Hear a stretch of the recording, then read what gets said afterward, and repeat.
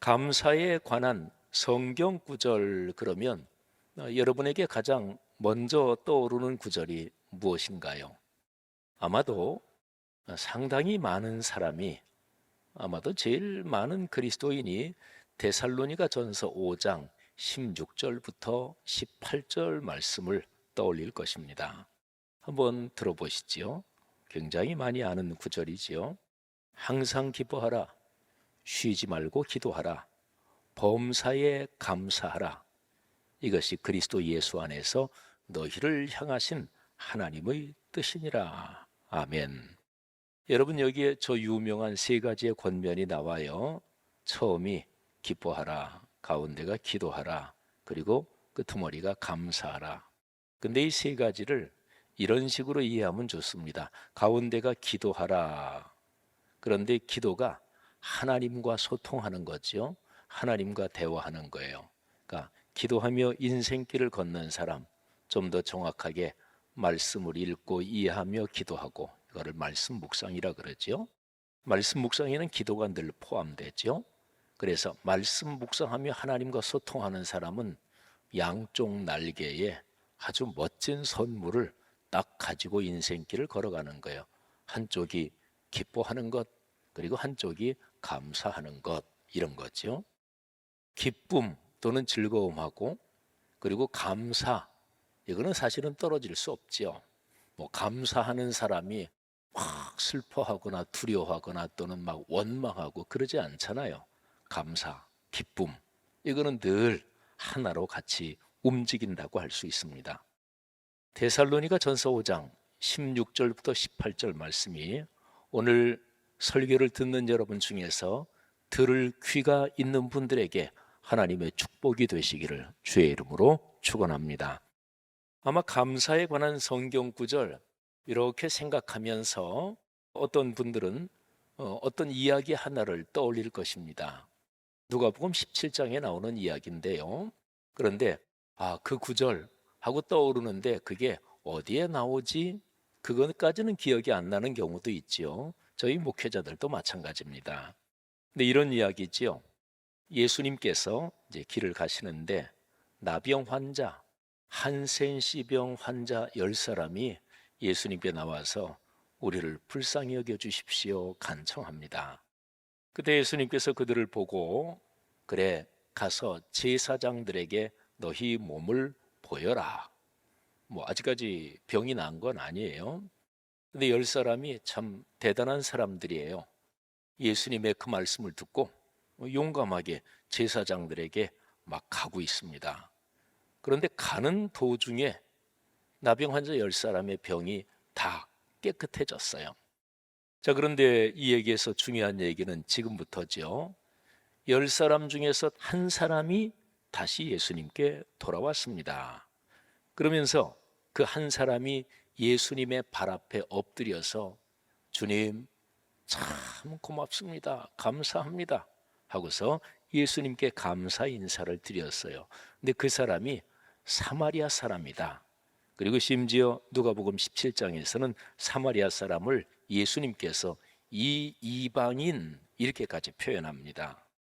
그 당시 유대인들이 사람 취급을 안 했던, 인간 취급을 안 했던 사람이 바로 사마리아 사람들이었어요. 근데 예수님께서 이렇게 말씀하세요. 17장 18절인데요. 이 이방인 외에는 하나님께 영광을 돌리러 돌아온 자가 없느냐? 여러분 17장 말씀에서 중요한 단어 두 개가 뗄 수 없이 연결되어 있다는 것을 우리는 읽어야 합니다. 자, 예수의 발 앞에 엎드려서 그 사마리아 사람이 병 나은 것을 감사했어요. 감사.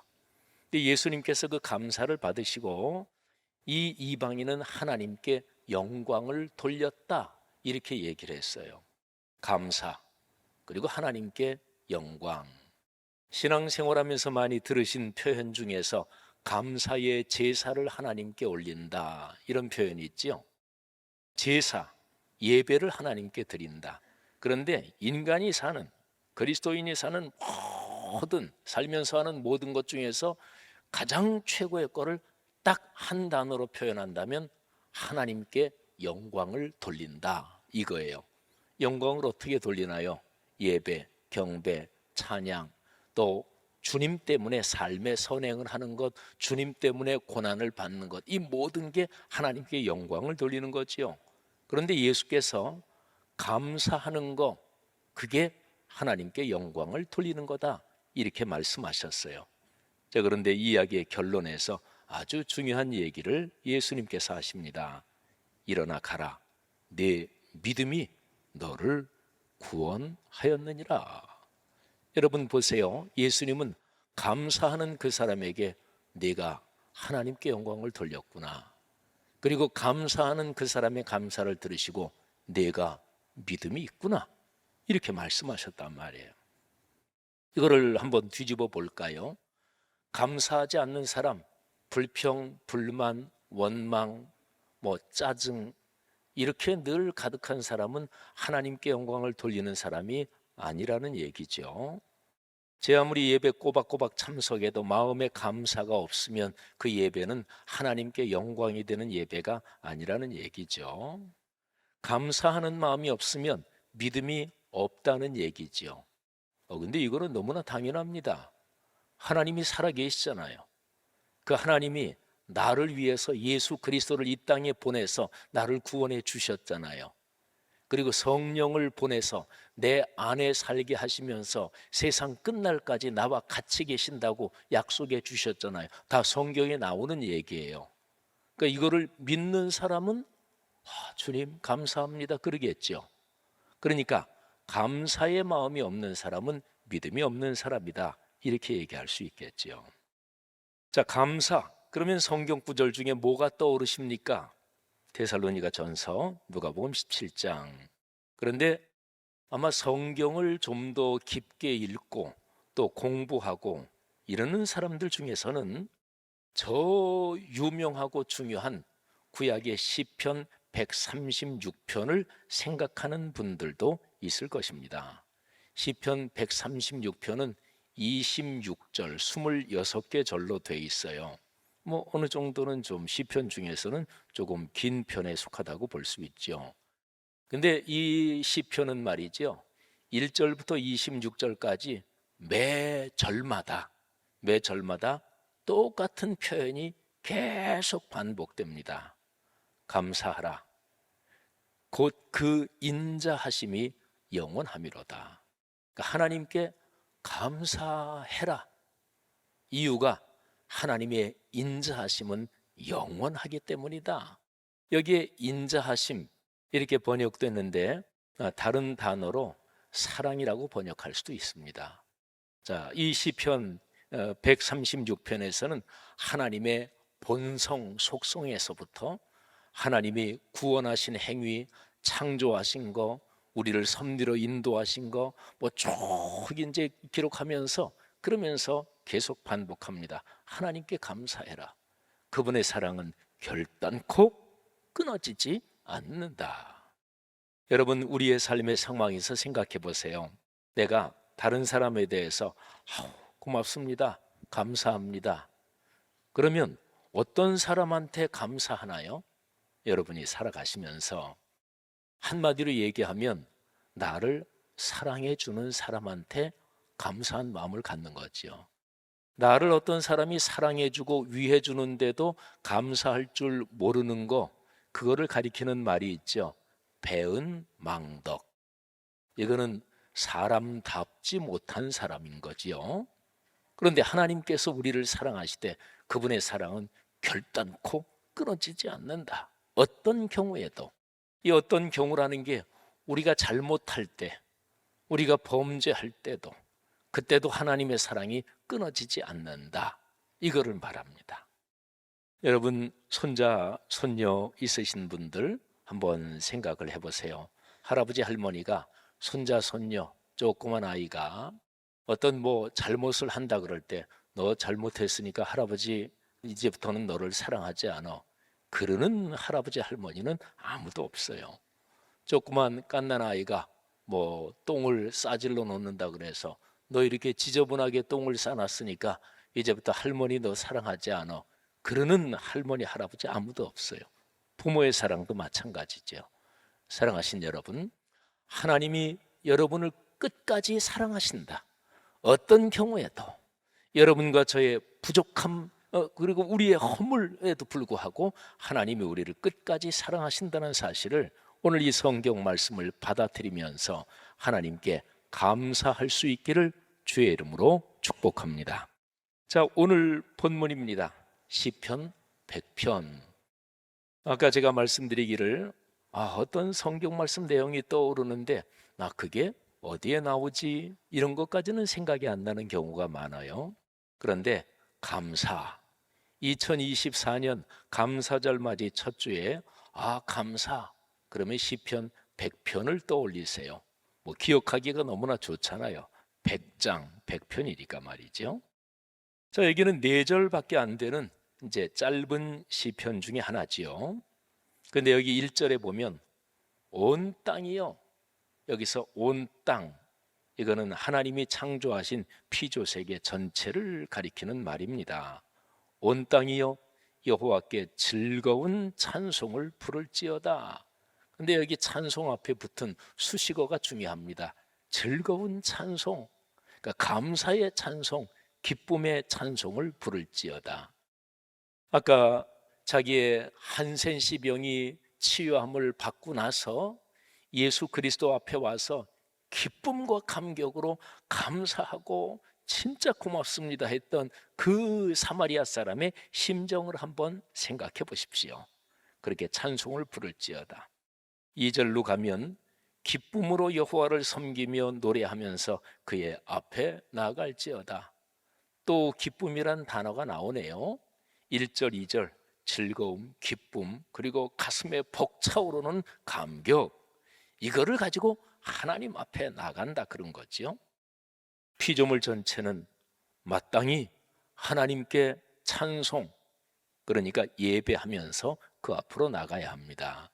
여러분, 제가 금방 표현하기를 마땅히 이렇게 표현했습니다. 이거는 그래도 되고 그러지 않아도 된다 이 얘기가 아니죠. 당연히, 그리고 사람이라면, 더구나 예수 그리스도의 십자가의 보혈로 구원받은 그리스도인이라면 마땅히 하나님께 찬송 예배하면서 그 앞에 나가야 한다, 이런 표현입니다. 자, 3절 보세요. 한번 귀 기울여 보세요. 여호와가 우리 하나님이신 줄 너희는 알지어다. 그는 우리를 지으시니요 우리는 그의 것이니 그의 백성이요 그의 기르시는 양이로다. 여러분, 여기 3절 말씀에 아주 중요한 그런 표현이 3가지가 나옵니다. 그는 우리를 지으신 분이다. 하나님이 우리를 창조하신 분이에요. 그 다음에 우리는 그의 것이다. 그러니까 여러분과 저의 존재 자체의 주권자가 누구냐? 하나님의 거예요. 여러분이 갖고 있는 어떤 물건 생각해 보세요. 그 물건을 다른 사람이 그냥 가져간다 그러면 가만히 있으시겠어요? 그러지 않죠. 그거 내 건데요, 왜 가져가세요? 누가 빼앗아 가려고 그러면 지켜야죠. 근데 여러분과 저 모든 그리스도인들은 누구 거라고요? 하나님의 것입니다. 그러니까 우리의 주권자가 하나님이시다 그런 거죠. 자, 그 다음에 중요한 게 있습니다. 그가 기르시는 양이로다. 그러니까 하나님이 우리를 섭리하신다는 거예요. 아까 말씀드린 것처럼 여러분과 제가 인생 끝날까지 걸어갈 동안 하나님께서 계속 동행하십니다. 같이 가십니다. 그분이 기르십니다. 그분이 축복하십니다. 여러분, 이 3절 말씀 너무나 감사한 거죠. 3가지 말씀드렸죠. 하나님은 우리의 창조자, 주권자, 섭리자이십니다. 자, 이 3가지 단어가 아주 중요하니까 제가 한번 하고 여러분이 따라 하시면 좋겠어요. 창조자, 주권자, 섭리자. 여러분, 이 정도면 걱정할 필요 없는 거잖아요. 마지막 4절 볼까요? 감사함으로 그의 문에 들어가며 찬송함으로 그의 궁정에 들어가서 그에게 감사하며 그의 이름을 송축할지어다. 여러분, 4절 말씀은 머리에 그림을 한번 그려보세요. 예루살렘, 성을 한번 머릿속에, 성지순례 가보신 분들은 예루살렘 걸어보기도 하셨을 테고, 또 거기에 가면은 예루살렘 성 전체를 이렇게 작게 축소해서 해놓은 거, 그거 보셨던 기억도 아마 나실 것입니다. 성지순례 안 가보셨던 분들도 상관없어요.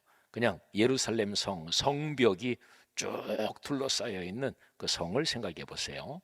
그리고 성 안에 성전이 있습니다.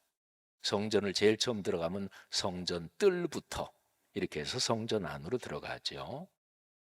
예루살렘은 유대인들이 하나님의 도성이요, 그리고 늘 하나님이 계시는 예루살렘 성 그 도성을 사모하며 인생 여정을 걷는 그런 거지요.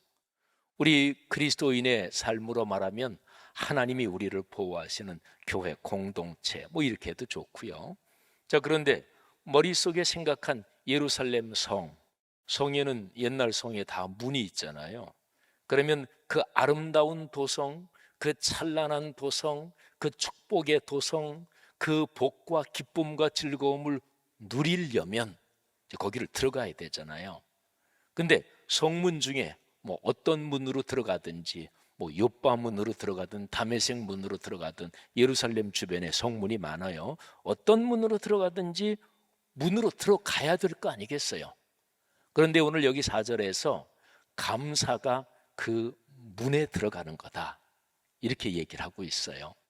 자, 그 다음에 감사로 그 문에 들어간다 그러면 그 다음에 예루살렘 성 안에 들어가서 성전으로 가는 거잖아요. 성전 뜰, 그래서 성전, 하나님이 계시는 그 성전에 들어가는 것을 찬송이라고 했습니다. 찬송함으로 그 궁정에 들어가서, 사랑하신 여러분, 이 4절 말씀을 묵상하면 감사하지 못하는 사람, 살아가면서 감사할 때도 있고 힘들 때도 있고 짜증날 때도 있지요. 그건 누구나 다 마찬가지지요. 그거는 상관없습니다.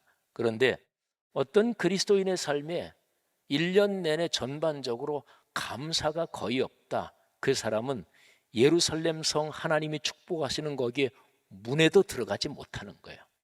밖에서만 있는 거예요. 자, 그 다음에 감사로 그 이제 성에 들어가는데 그 다음에 찬송하는 거, 이 찬송은, 구약에 나오는 찬송은 예배 드린다, 하나님께 영광 돌린다, 이거하고 같은 뜻으로 보시면 돼요. 저 유명한 시편 맨 마지막 장 150편, 온 땅이여 여호와께 찬송할지어다, 이 찬송은 예배라는 단어랑 똑같은 단어예요. 그러니까 그 성에 들어가서 그 다음에 성전, 거기로 들어가는 게 바로 예배, 찬송, 이런 거지요. 사랑하신 여러분, 감사하지 않는 사람은 하나님이 주시는 그 아름다운 축복의 땅에 들어서지도 못합니다. 더 깊은 곳으로, 그리고 그분의 궁정과 성전의 뜰로 들어가서 이 감사의 마음을 가지고 하나님께 송축, 그러니까 영광을 돌리며 예배하고 그러는 거지요.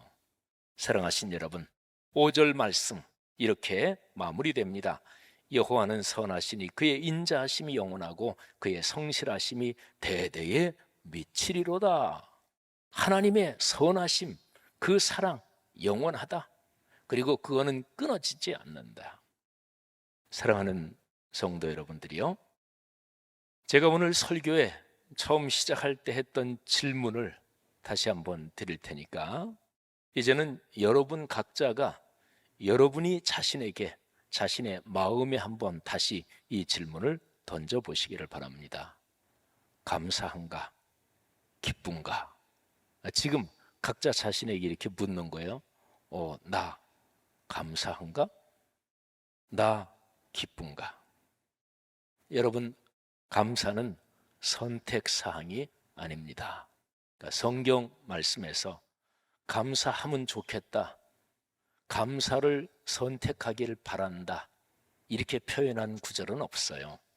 감사해라, 명령입니다. 하나님의 명령입니다.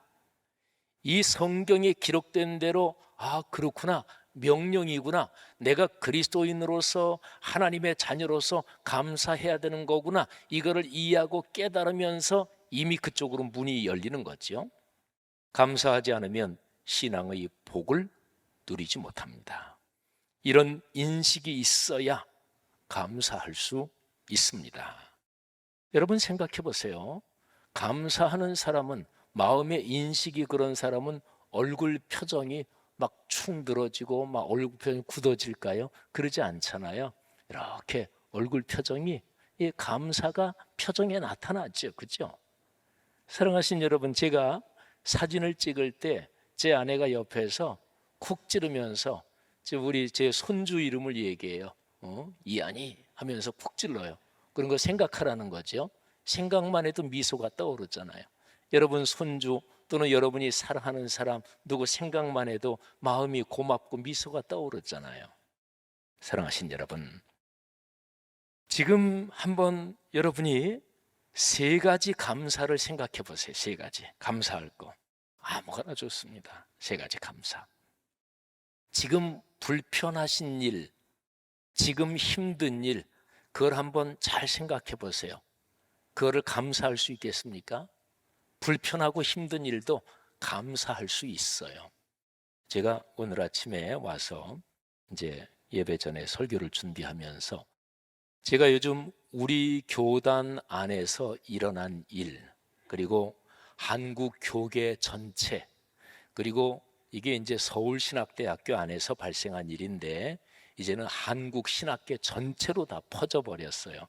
근데 그 일 때문에 제가 계속 기도하고 그리고 계속 하나님께 이런저런 생각을 많이 말씀드리고 있어요.